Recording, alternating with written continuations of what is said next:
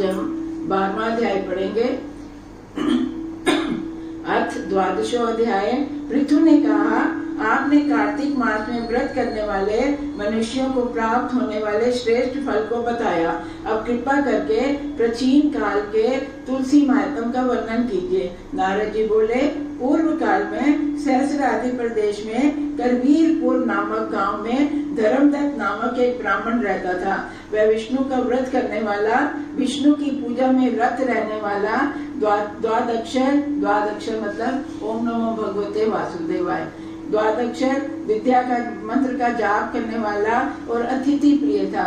वह मित्रों और अपने ग्राम वासियों को अतिथि नहीं मानता था, परंतु यदि कोई किसी अद्भुत बिना देखे हुए पूज्य व्यक्ति को देखता तो तुरंत ही उसकी सेवा में जाकर उपस्थित होता था। बुद्धिमानों ने वैश्य देवताओं की पूजा की समाप्ति पर आने वाले व्यक्ति को अतिथि कहते हैं।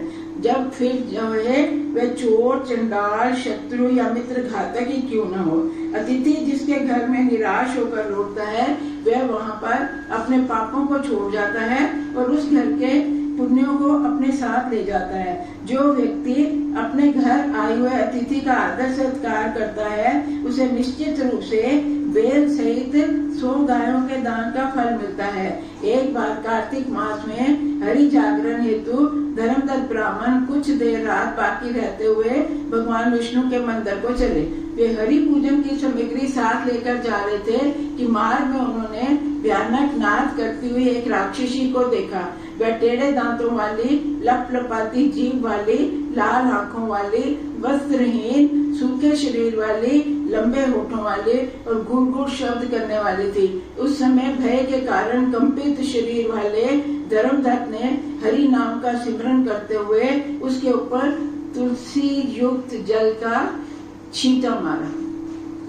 पूजा सामग्री का स्पर्श होते ही वे राक्षसी के सब पाप नष्ट हो गए और उसे अपने पूर्व जन्म की स्मृति हुई। उसने ब्राह्मण को दंडवत प्रणाम करते हुए अपना वृतांत सुनाया। कला बोली, पूर्व जन्म के कर्मों के कारण मैं इस दशा को प्राप्त हुई हूँ। हे ब्राह्मण, अब आप बताइए मुझे श्रेष्ठ गति किस प्रकार प्राप्त होगी। धर्मदत्त बोला, किस कर्म के कारण तुम इस अवस्था को प्राप्त हुई? तुम कौन हो, क्या चाहती हो, ये सब मुझसे कहो। कला ने कहा, हे ब्राह्मण, सौराष्ट्र नगर में भिक्षु नामक एक ब्राह्मण रहता था। मैं उसकी पत्नी थी। मेरा नाम कला था और मेरा स्वभाव अत्यंत निष्ठुर था। मैंने अपने पति को कभी वचनों द्वारा भी प्रसन्न नहीं किया और उन्हें मिष्टान, पेय, फल आदि कभी नहीं दिए खाने को। कला प्रिया होने के कारण वह सदैव चिंतित बना रहता था। अंततः मेरा पति किसी अन्य स्त्री से विवाह करने की बात सोचने लगा। हे ब्राह्मण, तब मैंने विष खाकर आत्महत्या कर ली। उस समय यमदूत मुझे बांधकर यमराज के पास ले गए। यम ने मुझे देखकर चित्रगुप्त से पूछा। यमराज बोले, हे चित्रगुप्त, देखो इसके शुभ अशुभ कर्म कैसे हैं तथा इसे कैसा फल मिलना चाहिए। उस समय चित्रगुप्त ने मुझे दिखाते हुए इस प्रकार कहा। चित्रगुप्त बोले, इसने तो कोई भी शुभ कर्म नहीं किया है। ये स्वयं ही मिष्ठान खाती थी परंतु पति को कभी नहीं देती थी। ये तिरस्कृत सी होकर अलग बैठी रहती थी, अपने पति से द्वेष रखती थी और नित्य ही कला करती रहती थी। हे प्रभु, इसे विष्ठा खाने वाली शुक्री का योनि देनी चाहिए। ये जिस पात्र में खाना पकाती थी उसी में खा भी लिया करती थी, अतः इसे बिल्ली की योनि में पहुंचाना चाहिए ताकि ये अपने ही जन्मों पुत्रों का भक्षण करने वाली बने। इसने अपने पति के कारण आत्महत्या की। इसने अपने पति के कारण आत्महत्या की, अतः इसे अत्यंत निंदनीय प्रेत शरीर देना चाहिए।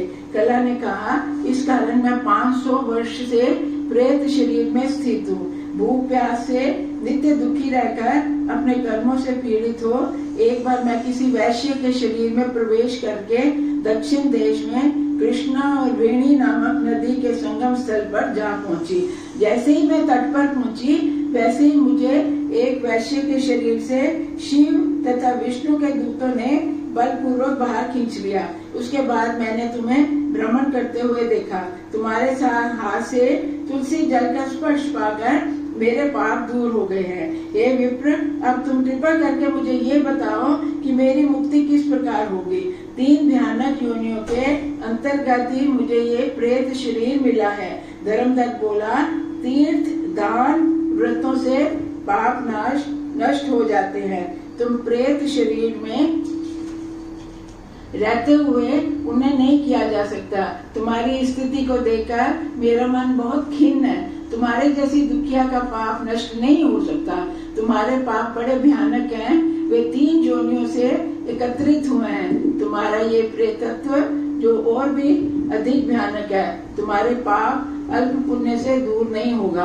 अस्तु, मैंने जीवन भर कार्तिक मास का व्रत रखते हुए जो पुण्य प्राप्त किया है, उसका आधा भाग तुम्हारी श्रेष्ठ गति के लिए देता हूँ। कार्तिक व्रत के पुण्य की अन्य कोई यज्ञ, दान, तीर्थ और व्रत बराबरी नहीं कर सकता। ये कहकर धर्मदत्त ने तुलसी मिश्रित जल से उस पर छींटे मारे और 12 अक्षरों के मंत्र को पढ़कर सुनाया। तब वह प्रेत योनि से मुक्त होकर प्रज्वलित अग्नि के समान दिव्य स्वरूप और लक्ष्मी के समान सौंदर्य धारण कर भूमि पर दंडवत लेटकर ब्राह्मण को प्रणाम करे हर्ष से गदगद वाणी में इस प्रकार बोली। कला ने कहा, हे द्विज श्रेष्ठ, आपकी कृपा से मुझे नरक से मुक्ति मिली है। पाप रूपी समुद्र में डूबती हुई मुझे आप नाव के समान मिले हैं। नारद जी बोले, इस प्रकार वह ब्राह्मण से कह ही रही थी कि उसी समय आकाश में विमान उड़ता हुआ दिखाई दिया। वह पुण्यशीला अप्सराओं द्वारा सेवित था और दिव्य रूप धारण विष्णु के गण उसमें बैठे हुए थे। उन्होंने कला को विमान में बिठा लिया। उस विमान को देखकर धर्मदत्त ने आश्चर्यचकित हो पृथ्वी पर लेटकर उन दूतों को प्रणाम किया। तब उन दूतों ने पुण्यशील सुशील ब्राह्मण को उठाकर प्रणाम करते हुए धर्मयुक्त वाक्यों से उनका अभिनंदन किया। गण बोले, हे द्विज श्रेष्ठ, तुम सदैव भगवान विष्णु की भक्ति में लगे रहते हो। तुम दिनों पर अनुकंपा करने वाले धर्मात्मा और विष्णु व्रत परायण हो। तुम धन्य हो। तुमने बाल्यावस्था से ही कार्तिक मास का व्रत रखा है और उसका आधा भाग दान भी दिया है। अतः दान भी दिया है, अतः उस व्रत का पुण्य दुगना हो गया। मतलब उसने आधा भाग जो था उसको दे दिया, तो कहते तुम्हारा पुण्य जो है वो दुगना हो गया। तुम्हारे 100 जन्मों के पाप नष्ट हो गए हैं। तुम्हें वैकुंठ लोक से श्री विष्णु का सानिध्य और स्वरूप प्राप्त होगा। हे विप्र, तुम्हारी कृपा से ही ये पापनी इस विमान में बैठी हुई है। जो लोग ऐसा पुण्य करते हैं वे धन्य हैं, उन्हीं की कामनाएं सफल होती हैं। हे धर्मदत्त, तूने भक्ति पूर्वक श्री विष्णु का आराधन किया है, अतः वह तुम्हें अपना सानिध्य देंगे। कई सहस्र वर्षों तक तुम्हारी 2 स्त्रियां होंगी। फिर पुण्य समाप्त होने पर जब तुम पुनः पृथ्वी पर आओगे, उस समय तुम सूर्य वंश में उत्पन्न विख्यात राजा बनोगे। ये तुम्हारा नाम राजा दशरथ होगा। तुम्हारी 2 पत्नियां होंगी। तुम्हारे पुण्य के अर्ध भाग को पाने वाली वह कला भी तुम्हारी तीसरी स्त्री के रूप में मिलेगी और वहां भी तुम्हारे भगवान विष्णु का सानिध्य प्राप्त होगा। इति श्री पद्म पुराणे कार्तिक मास महात्म के अंतर्गत कला धर्मदत्त उपाख्यान नामक 12वां अध्याय समाप्त हुआ। श्री